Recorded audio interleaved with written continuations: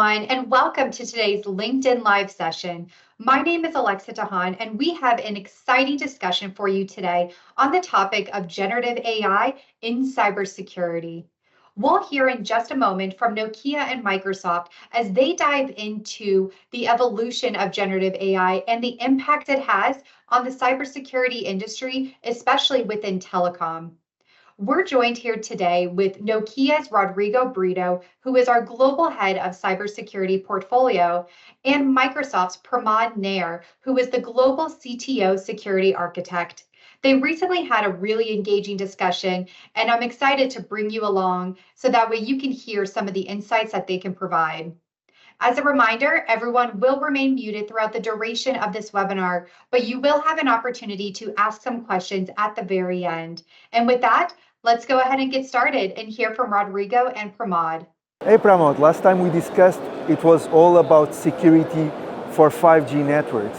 But when we walk around now, we hear all about how can artificial intelligence help the bad guys, but also the security operation centers. I mean, absolutely right, Rodrigo, and thank you very much for having me here, right? I mean, I'm very excited to speak about a subject which I'm very passionate about, and that too in the context of AI, right? Which has got its foundations in 1940s, right?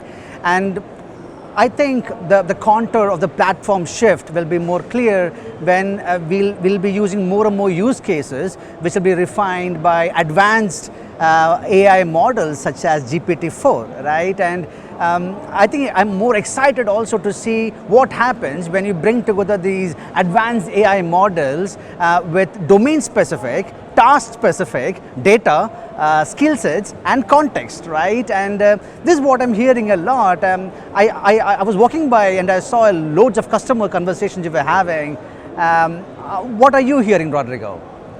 So our customers are curious on how can we use GenAI specifically to help them some of their existing or solving some of their existing problems. So they, as you know, they have quite distributed technology. So they have legacy technologies mixed with new technologies covering large geographical locations. They have lots of engineers touching the network every day. They have, they suffer multilateral attacks and multi-stage attacks, which take time to fix. And especially if they want to go to the root cause of the problem, these are incidents that take a lot of time. And this is where, if they have a specialized LLM, a large language model, that is trained to understand their context, all these data sources, to stick within the frame of telco security, they are wondering if this can help them basically speeding up incident resolution, automating some of the tasks, and contextualizing, allowing them basically to raise their security posture. So what do you hear from your customers? Right, if you look at the challenges aspects, I think one of the key areas is actually privacy, right? So the data models which are being used on the GPT-4 or any kind of AI models, you will see that the data privacy questions come up a lot, right? Whether the data is being exposed or how is the data being used. I think these are concerns on certain service providers as well. Some of my other customers would worry more about AI bias, right? Because at the end, what the GPT is a transformer model, which is a generative, and it's pre-trained, right? So when you have this pre-trained data, how biased is it towards the data which is being used for the training? We also see various aspects such as what happens if the AI itself is poisoned, for example, right? But I'm sure you're hearing loads of these questions on the challenges as well, but it also brings up threat surfaces, right? Yeah. So what are you hearing there, Rodrigo? Yeah, so it's also a concern when we discuss about using GenAI to help them solving security problems. There is also the concern, will GenAI become an attack service as well? And one of the concerns is, for example, will the augmentation that we do, so when we extend a base LLM model with additional knowledge, for example, on security standards or on telco standards or regulations, and additional dynamic training, so for example, the topology or the open incidents. If that data is not properly verified, human curated, if we don't ensure that there is a secure delivery pipeline so that that data cannot be tampered, then we could end up with an outcome that the LLM would provide false outcomes or wrong outcomes, or it could even be manipulated by the hacker. So that's a concern, that's why it's so important from our perspective to have an LLM which takes the input data quality into consideration and which is built to operate on a mission critical network. Correct.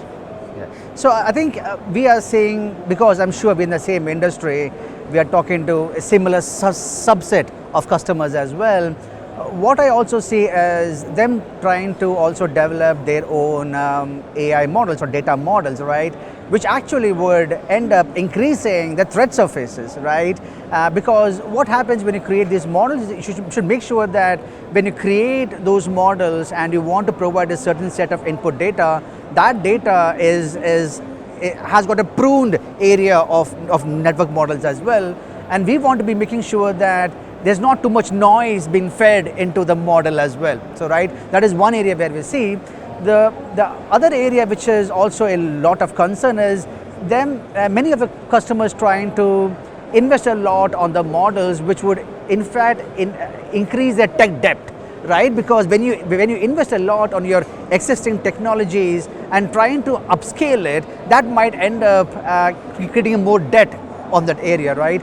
And this relates to the threat surfaces very well, because many threat surfaces are related onto the data centers, right? So if you look at, apart from the cloud platform vendors where we have got data centers across the globe, there are also many service providers who have got their own data centers, and that now has got various threat surfaces because of various manipulations of a request, for example, or a prompt, for example, right? And that causes lots of threat surfaces based on a malware or a DDoS attack.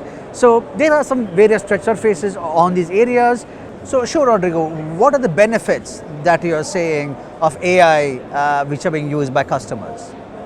So the benefits that GenAI can bring are basically to help them out on their problem areas, right? So reach of data, so the amount of data that currently is part of an incident analysis is very significant across all the technologies, the geographies, the human factor, the connectivity between the different network elements. So when we use a GenAI model that can just speed up and bridge the gap of time that it takes for an engineer, for an analyst to go and check all those data sources. So it will end up speeding up the incident resolution. It can also propose actions based on the training and help out the engineer, basically presenting the actions that could be possible, and then the human will always make its own decision.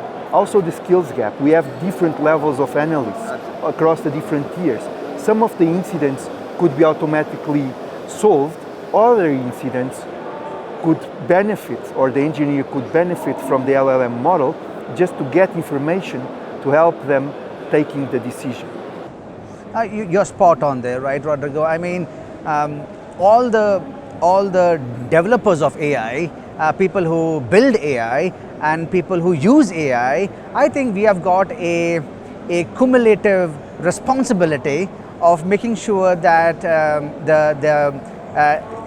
it encourages positive impact, and make sure that it also helps with propagating trust, right? And here is where we make sure that the models which are being used by our customers, we don't use those models, right? It's of the customer itself. So this adds the benefit because it's actually customers' data, right? The other area is in the design center of Microsoft, when we design AI models or we design AI algorithms, we keep human and human agency in the center of it, right? So what we then do is any of these hallucinations which might occur on various AI models, we make sure that the human loop is there on the picture.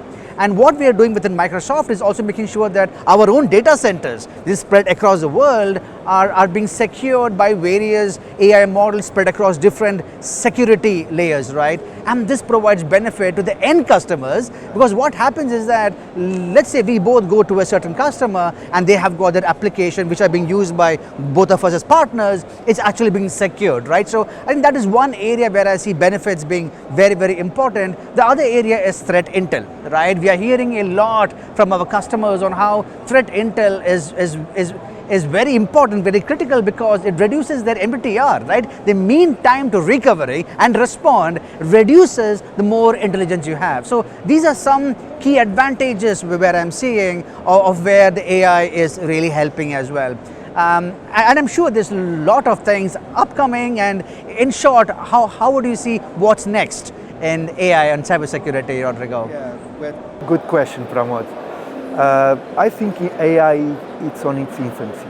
So I think that we are now on using AI, for example, for security operations as we were with GPS 15 years ago. Exactly. So it was useful to take you to a certain point, but you would not take the GPS decisions for granted and mostly right. But it would give you an indication of which were the options and probably the best path to follow. I think we face the same level of maturity with AI now. AI can be used to advise, to solve simple tasks, so for example, simple incidents, or to advise a senior security analyst on different topics and help this person solving the security incident, but not necessarily having the autonomy to solve a complex security attack yet. Probably we'll have a different perspective in 5 or 10 years from now, while these technologies mature. And I also see other technologies coming, which will also bring new attack vectors and new discussions points for us, perhaps, for example, around post-quantum security. So we already know that a lot of our data is not safe once the quantum computers have enough qubits to decrypt many of the existing encryption ciphers. So that's where I see us going, with a lot of work on cybersecurity. I completely agree, Rodrigo. I agree with your thought process as well. What we are also saying is, today the AI models are being used by the front-end defenders, right, to defend the network, and is being used to help them with their jobs better.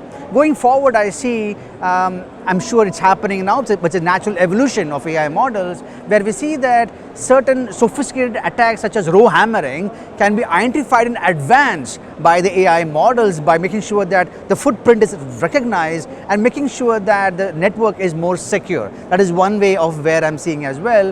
One more area which is quite interesting is to make sure that, as you mentioned, right, to make sure that the AI models are very specific to domain, we also need to prune the network, the neural networks as well, so that the data is more concise towards a domain. And that is where I feel that the AI models start really bringing out the true values, Rodrigo.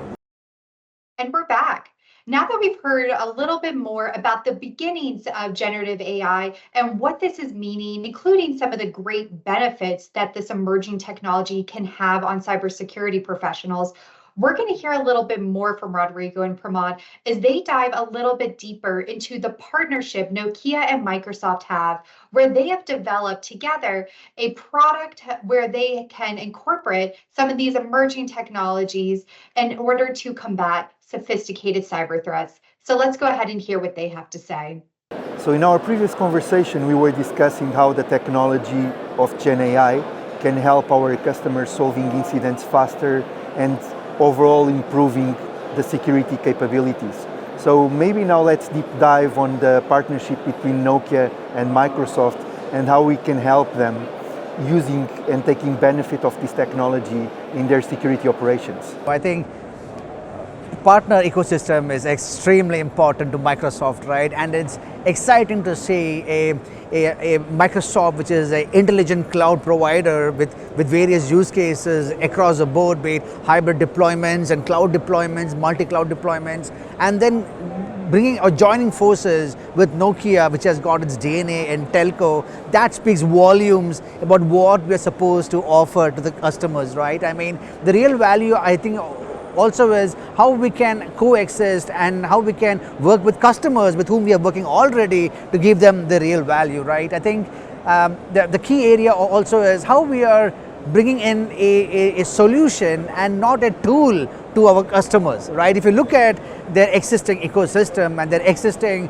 cybersecurity landscape, as well as the SIM layers, the end-to-end visibility layers, they have got multiple SIM layers. They've got various layers of XDR, so to say, right? And they don't want to be adding layers and layers because it just makes life difficult for them. I think what we are doing, the real value is coming together and making it more simpler for them to make sure that this solution called as Nokia Cybersecurity Dome can actually solve their problems and make it a solution rather than a tool for a specific pain point. What are your thoughts, Rodrigo? Absolutely. So I think on top of Microsoft's expertise and strong technical solutions, we bring basically a telco layer, so a solution to many of the problems that the communication service providers face.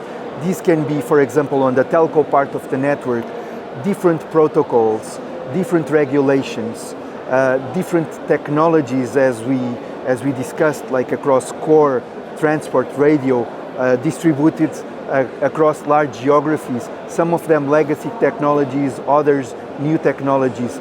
The human factor, their engineers always configuring those technologies. All of these turn into complex incident analysis that can definitely be supported and speeded up by GenAI. Which are the challenges that you are told as well from your customer base? Very similar challenges as well, right, Rodrigo? For example, the key issue here is how the network has evolved, right? Going from a layer of virtualization, we got multiple stacks of virtualization, and the latest one being cloud native functions, right?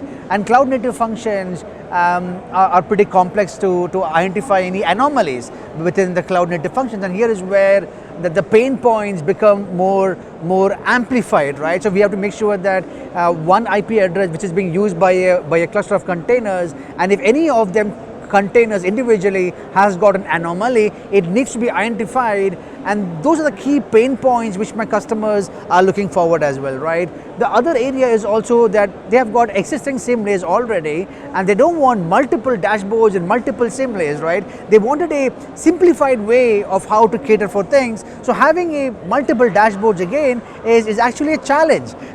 So that is one area which I think is a challenging part as well. So considering the telco network and the challenges that we were exploring, like we were speaking about different technologies across transport, radio, core, large geographies. So the first solution that we have is to understand the topology, to build a digital twin of the network, so that then we can overlay on top of the digital twin of the network the different security issues that we see, either they are incidents or vulnerabilities or communications between different network functions or access from engineers to those network functions. So we bring this all together. Then it's the security observability. It's getting the data from the network functions themselves via telemetry. It's getting the security logs. It's getting the information from the EDR. It's getting the user access information. Then the threat intelligence and the use cases that we have, where we can identify the attacks done to a specific telco network. And finally, we are now having a GenAI assistant, which is built to operate and help on a mission-critical network like a telco network.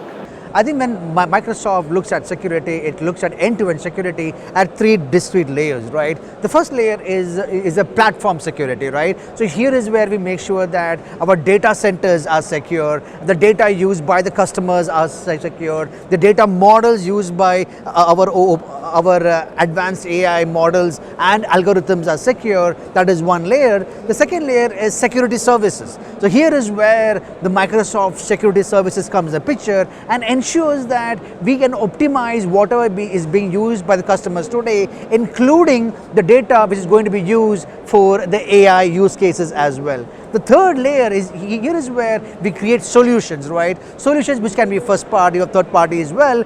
And here is where I think we have created a beautiful product called as Nokia Cybersecurity Dome to make sure that we're addressing certain areas as well. Speaking about AI models specifically, right? Here is where we have done a lot of innovation around how can the data AI model be more accurate and make sure that it can cater for a specific domain and a specific task, making sure that it caters for those domains by using its data, skill sets, and its context as well. What are your thoughts on the open AI models or the advanced AI models on the Nokia Cybersecurity Dome? Yeah, so we created a purpose-built AI model to operate on this telco security environment. So we used a very solid base, which is the OpenAI ChatGPT, but we augmented the knowledge with a lot of information on cybersecurity and telco. First of all, a static training. So for example, we feed the model with, or we augment the model with telco security standards, with security regulations, and several other information which is useful on a telco security environment.